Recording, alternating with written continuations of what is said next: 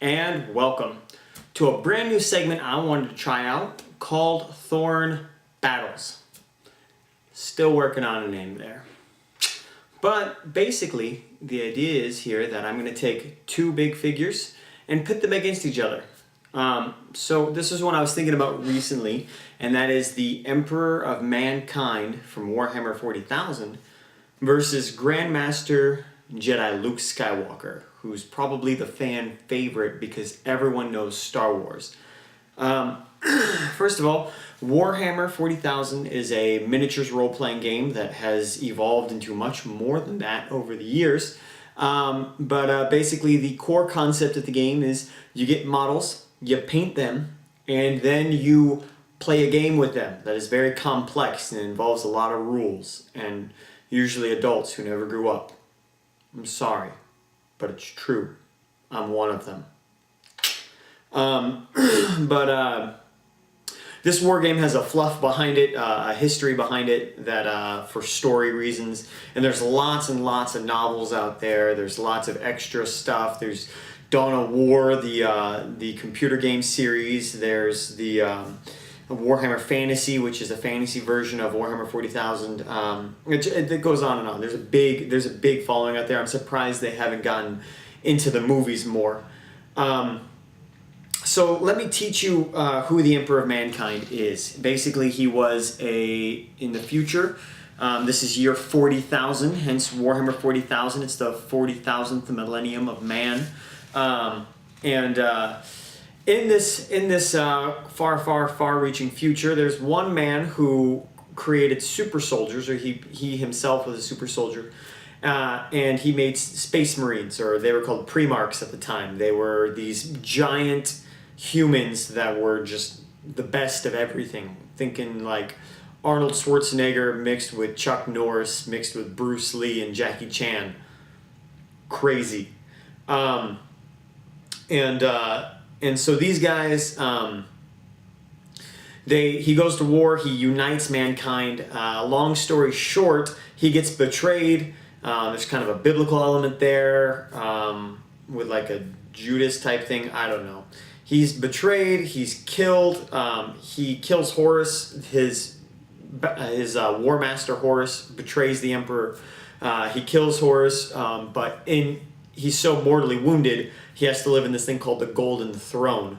The Golden Throne keeps him in a state of suspended death. It amplifies the Emperor's psychic abilities. He's a psychic guy, they're known as psychers.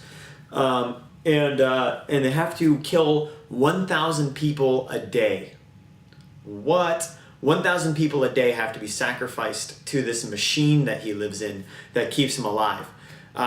But it allows him with his psychic energies to guide humanity with his mind. So basically, there's another realm called the Warp, which is kind of like hell for Warhammer 40,000. And the Emperor, the Warp is where the four gods of chaos live, Khorne, Slaanesh, Tiznech, and Nurgle.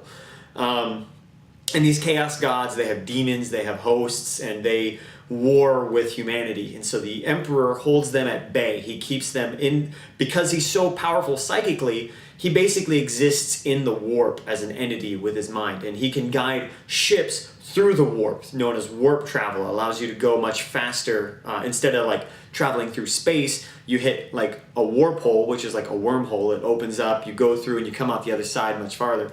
That's warp travel. Psychic energies come from the warp. So the Emperor guides his ships through the warp. He guides his people through the warp. He keeps the gods of chaos in the warp. And then we have Luke Skywalker. Now you think of Luke, and no, that's impossible. The crybaby, and and then I'm a Jedi. Never. I'll never turn to the dark side. Yeah. That's little baby Luke. In the novels and comics and all the history after that, he's known as Grandmaster Luke Skywalker, and he becomes. You think Yoda has it going on with do or do not. There's no try and whatever. He becomes much stronger than that. He makes Yoda look like a Padawan. he's able to do things like, well, I'll come to the one that first came to mind. I don't want to hit last. He can do things like read people's minds, and then, which uses Jedi, whether it's like Jedi 101, right? He can erase memories. Now, I'm not talking Jedi mind trick, make you think something else. Like, he can go through your mind like an index and then pull cards out and shred them. And that's his, like, least impressive ability. Luke Skywalker can, he learned something called the lightning rod technique, where he can resist, he basically makes himself an electromagnet. He can go through electrical storms unhindered. He can just destroy technology.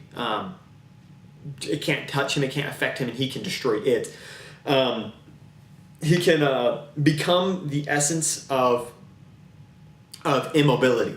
So much so that it's said that a black hole cannot suck him in. He can stay so rooted that he can like stand next to a black hole and it wouldn't suck him in. And that's during the Yuuzhan Vong. There's these. I digress. Another thing he can do is achieve oneness with the Force, where he slips into the Force so well. I mean, this is rare for him, but he slips into the Force so well that he becomes one with the Force that it's said that actions can't, his physical being doesn't impede his actions, which means that he moves at the speed of thought, basically, super fast. It's said that it looked like he was wielding 20 lightsabers at once. Like he can move at the speed of thought. He's untouchable by electronic gizmos, so no shooting him or anything like that. He can create perfect visions out of the Force. Now, we're talking Luke Skywalker at his prime, because the Emperor of Man is considered a god. So you're basically talking about a man versus a godlike being. So we're taking Luke Skywalker in his prime versus the Emperor, not in his prime, because I think in his prime he was alive. He wasn't in the chair, the Golden Throne. He wouldn't be as intimidating. So the Emperor at his most powerful is half dead in the Golden Throne, protecting humanity from the warp. Now, it's said in his... I'm going to switch back to the Emperor here for a second. It said that in his throne room, he can alter reality so much to the point that he can stop time. But Luke Skywalker said to understand the Force, and the Force pushes time and everything. I know we're getting trans-universe here, but if they both existed, Luke Skywalker understands the Force so well that he can retain his consciousness inside, or his essence, after he's dead. Essentially, Luke Skywalker is immortal. Mentally, not physically. Even though he can astrally project himself. Luke Skywalker is highly resistant to psychic attacks. He's known to overcome Force effects like Force blindness. So Luke Skywalker, amazing. Now let's talk about these two fighting one another. The Emperor can't move. So if they're going to be in a fight, Luke has to go to him in the Golden Throne. Which is potentially dangerous, because we've just talked about inside the throne room, the Emperor can alter reality to the point that he can stop time. So he also has the psychic abilities to move ships, entire fleets of ships, through the warp, another dimension, and bring him out the other side. Now that's intense. Luke Skywalker could call out to every Jedi in the galaxy and give him a personal message, that's very, very impressive. But the Emperor is borderline omniscient, so he trumps Luke there. Now, the Emperor has one big Achilles heel. He's stuck on his golden throne. He can't move. He's a vegetable. So, that being said, Luke can just touch technology and it dies.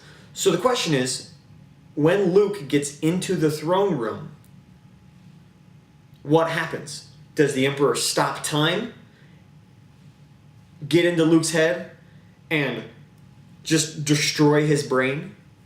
Or does Luke Skywalker resist the mental pull of the Emperor, so to speak? Does he resist the Emperor's psychic abilities? Because Luke is shown to be very resistant to psychic abilities. Walk up to the Emperor's throne and destroy it. I mean, cut the cord, he's gone. Unplug the Emperor, basically. And then there's a lot of theories on what would happen if you killed the Emperor. You know, would he become a full god? There's a lot of debate about that. Let's just say, though, whether he benefits from the fact of dying officially or not, if he dies, he loses. Let's just say that, because that's the only fair way to judge this thing and the only concrete way. So even if he's better after death, if he dies, he loses. So I've done a lot of research, read a lot of Wikipedia, and trolled some forums. And in my opinion, feel free to post below in the comments what you believe, and I would love to read some good debates. But in my opinion, Luke would enter the throne room, the Emperor would stop time, get in Luke's brain, and destroy him. A lot of people say, well, Luke can resist these mental pulls and mental forces. Yeah, against individuals, he's shown really strong ability to resist, mind control and things like that. But no one's so strong as a godlike being as the Emperor, someone who can move massive amount of fleets, multiple, like we're talking about, he can move millions of ships, not Star Destroyers, larger than Star Destroyers. We're talking, these are huge ships. They're like Death Star sized ships we're talking about, and he can move tons of them, millions of them through the warp. So at first it seems really good for Luke because resistant to technology, destroys technology, resistant to mental abilities. It looks like he's the Emperor's Achilles heel. In reality though, once you break it down, I say Luke gets handled badly. I think I'm going to give this to the Emperor 10 times out of 10. Luke versus the Emperor's army, I would have to give it to Luke though. I would say he would slip into oneness with the Force, destroy everything, and then the Emperor would stop him. Quite hard. So as long as Luke doesn't go into the throne room, I say Luke does good, but this is Luke versus the Emperor of Mankind. Win, Emperor of Mankind. Thanks for watching. Stay tuned. These won't be consistent releases, but if it gets a good response, I'll release a few more. Post below in the comments other battles that you would like to see. Maybe I'll stick to something a little bit more iconic. This is what randomly popped in my head today, though, and I love Star Wars a lot. I just read an awesome book called Dawn of the Jedi. It was the first book about Lannery Brock. It's a really cool one. And I love Warhammer a lot. I love Warhammer novels a lot. Cyphus Kane, Gaunt's Ghosts, Dan Abnett. Mwah. Thanks for watching. Please remember to like, comment, favorite, subscribe, all of my videos. And Rose's. So I'll say all of our videos. Oops. Bye-bye.